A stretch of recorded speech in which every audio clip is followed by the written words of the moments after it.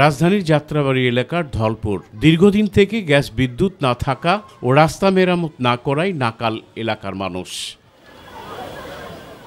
দীর্ঘদিন থেকে গ্যাস না থাকায় দুর্বিষহ অবস্থার কথা জানালেন এলাকাবাসী। গ্যাসের লাইনে পানি জমে থাকায় নানা প্রতিবন্ধকতা সৃষ্টি হচ্ছেও বলে জানান তারা। আর রাত্রে আসে মনে করেন ফুল গ্যাস পাইতে পেতে আমাদের একটার আগে ফুল গ্যাস আমরা পাই না, তো মানুষ কিভাবে রান্না করবো? আর বিকালে একটু যদি কখনো আসে কখনো আসে না। এত রাত্রে যদি গ্যাস আসে ফজর আজানের আগে চলে যায়, ওই সময় রান্না করবো না, ফজর তো রান্না করবো। আমাদের ঠিক মতো ঘুমও হয় না, বাচ্চা সকালে স্কুলে যায়, ভালো করে টিফিন দিতে পারি না। সুয়ারেজ লাইন মেরামতের নামে রাস্তা কেটে ফেলে রাখায় ঘটছে দুর্ঘটনা।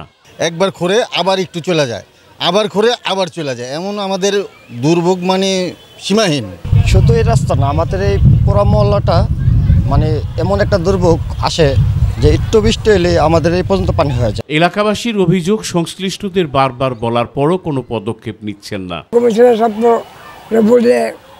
ঠিক হইব। কারেন্টের কথা তো খুবই করুন, কারেন্ট তো আমাদের থাকেই না, আর রাস্তা তো পানি জমে যায়, তার মাঠে পানি জমে যায়। সিটি কর্পোরেশনের উদাসীনতার কারণে এমন পরিস্থিতি বলে জানান স্থানীয় জনপ্রতিনিধি। 2-3টা রাস্তা মনে করেন কাজ চলা অবস্থায়, এখন কন্ট্রাক্টর মনে করেন কাজটা করতেছে না, সিটি কর্পোরেশন তো তেমন একটা তাগিদ দেওয়া হইতেছেন রাস্তায়, ওই রাস্তার মানুষগুলির অনেক কষ্ট হইতেছে।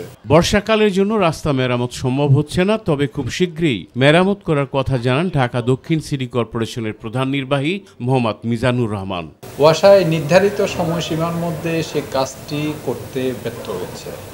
ব্যর্থতার কারণেই কিন্তু সেই বর্ষাকালটা চলে আসার কারণে আর এটিকে আমরা আসলে মেরামত করার সুযোগটুকু পাইনি। এখনও বর্ষাকাল চলছে, বাট আমরা বলতে চাই যে আর কয়েকটা দিন যাওয়ার পরেই কিন্তু বর্ষাকালটা শেষ হয়ে যাবে, তখন আমরা মেরামতের কার্যক্রমটি শুরু করব।